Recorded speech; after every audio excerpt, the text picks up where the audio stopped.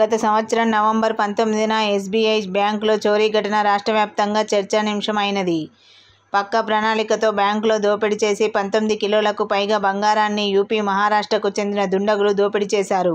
పోలీసులు కేసును ఛాలెంజ్గా తీసుకొని దొంగతనానికి పాల్పడిన వారిలో కొంతమందిని అరెస్టు చేసి వారి నుండి 2 కిలోల 520 గ్రాముల బంగారాన్ని మాత్రమే స్వాధీనపరుచుకున్నారు. మిగతా బంగారాన్ని పోలీసులు రికవరీ చేయలేకపోయారు.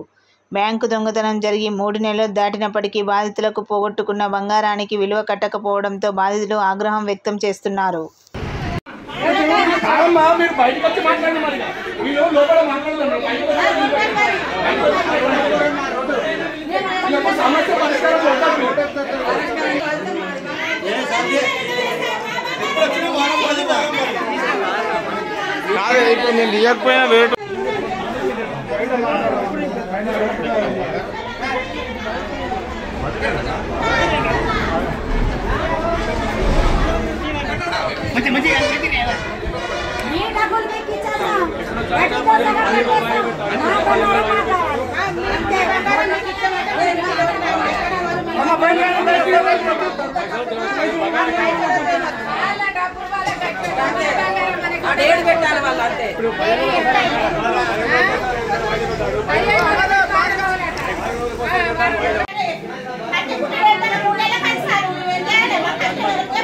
ఎప్పుడన్నా వచ్చి అమ్మ మధ్యలో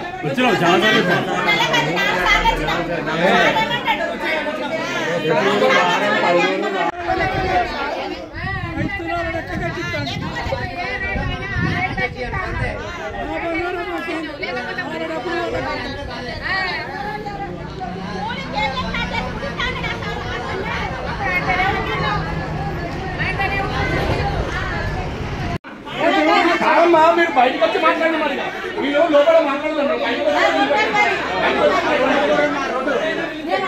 సమస్య పరిష్కారం కాదు.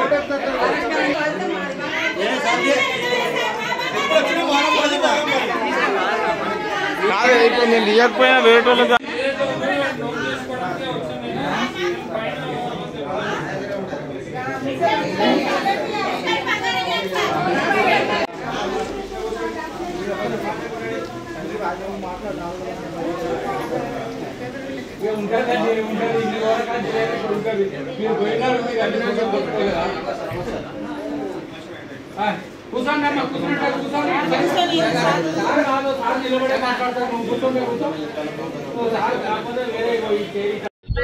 మా ఆయన పేరు మీద నా పేరు మీద మా ఇంట్లో ఇబ్బందులు ఉండడం వల్ల నేను బంగారం పెట్టిన.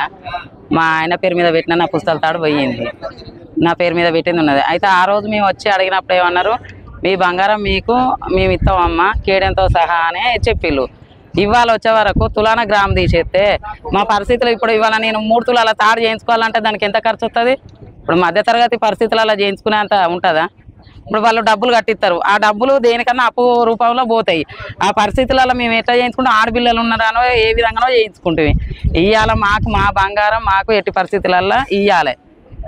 ఇస్తే మేము వాళ్ళ డబ్బులు మాకు డేట్ పెట్టాను. ఈ చేత మేము డబ్బులు ఇస్తాం, ఈ చేతికి బంగారం ఇవ్వను. మళ్ళీ ఈ వారం ఆ వారం అనుకున్నా సరిపోతుంది. నెల టైం పెట్టాను. ఇప్పుడు 4 నెలల కానుండి ఆగింది లేదు. మాకు ఇవ్వాల కావాలన్నది ఏం లేదు సిద్ధాంతం. నేను చెప్పేది అయితే నాకు దోచినంత వరకు నేను ఇది మాట్లాడతాను.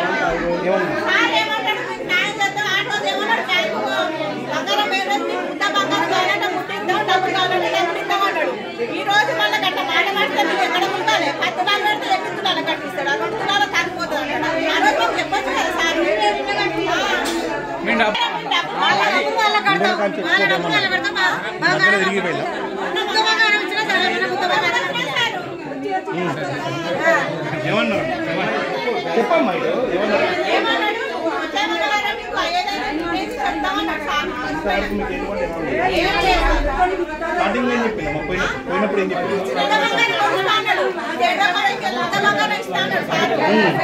నా పేరు భీమారెడ్డి. నాది 30 తులాల బంగారం పెట్టినాం. నవంబర్ 18వ తారీఖు పోయింది బంగారం. అన్నడేమో ఒక్క తులం ఒక గురిజ కూడా వేస్ట్ కాకుండా మీకు అన్ని కట్టిస్తా అన్నాడు. ఇవాళనేమో తరుగు తీస్తాడు.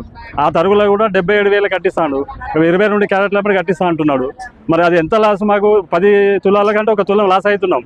అట్లా ఆ విధంగా మాకు అనడం అట్లా మేము వ్యవసాయం చేసేవాళ్ళము. పొద్దులైతే వ్యవసాయం పని మాకు ఈ బ్యాంకుల చుట్టూ ఇప్పటికి ఒక 10 సార్లు వచ్చినాం బ్యాంకులకు. రేపిస్తా, ఎల్లుండితా, ఫస్ట్ అన్నాడు, 2వ తారీఖు అన్నాడు, మళ్ళీ ఇప్పుడు వారం రోజులు అవుతుంది. దయచేసి మాకు బంగారం ఇస్తే అయిపోయా, వాళ్ళ డబ్బులు వాళ్ళకి కడతాం, మా బంగారం మాకు ఇస్తే అయిపోతుంది. అట్లా ఆ విధంగా ఇస్తే మాకు ఏ విధంగా ఇబ్బంది ఉండదు. మేము వ్యవసాయం చేసి సంపాదించుకున్నాం, ఏదో బిజినెస్ కాదు, లేకుంటే రియల్ ఎస్టేట్ చేయలే, వ్యవసాయం చేసి పంట పండించి బంగారం సంపాదించుకున్నాం. ఆ బంగారం తెచ్చి బ్యాంకులో పెడితే దొంగల పాలు చేసారు. అలా మాదేమైనా తప్పు ఉందా? బ్యాంకు వాళ్ళ నిర్లక్ష్యం, అది మా తప్పు కాదు. అది మా తప్పును, వాళ్ళ తప్పును మా మీద మేము ఎంత లాస్ కావాలి? ఎంత బంగారం ఎంత ఎక్కడ పోవు? ఇక్కడ వ్యవసాయం చేసి మళ్ళీ పంటలకు ధరలు లేవు, అదే నిబ్బల పడి నీళ్లు తాగి నిప్పులు తాగి సంపాదించుకున్నాం. ఇవాళ ఈ విధంగా తిప్పుకొని ఈ విధంగా లాస్ అంటే ఎట్లా? మా పిల్లలు మాకు కాబట్టి మాకు బంగారం ఇవ్వాలి, మా బంగారం మాకు ఇస్తే సరిపోతుంది, అంతే తప్ప వాళ్ళ డబ్బులు మాకు కడతాం. ఇప్పుడు కట్టండి, ఇప్పుడు కడతాం. ఇప్పుడు ఏం ఇప్పుడు కట్టమని అది 35 తులాలు. దయచేసి మీ బ్యాంక్ వాళ్ళని కోరేది ఏంటంటే బంగారం ఇస్తే సరిపోతుంది మాకు. మీ బ్యాంక్ వాళ్ళ అధికారులను కోరేది, పై అధికారులను కోరేది కూడా అదే. దయచేసి మా బంగారం మాకు ఇస్తే మేము అదవుతాం.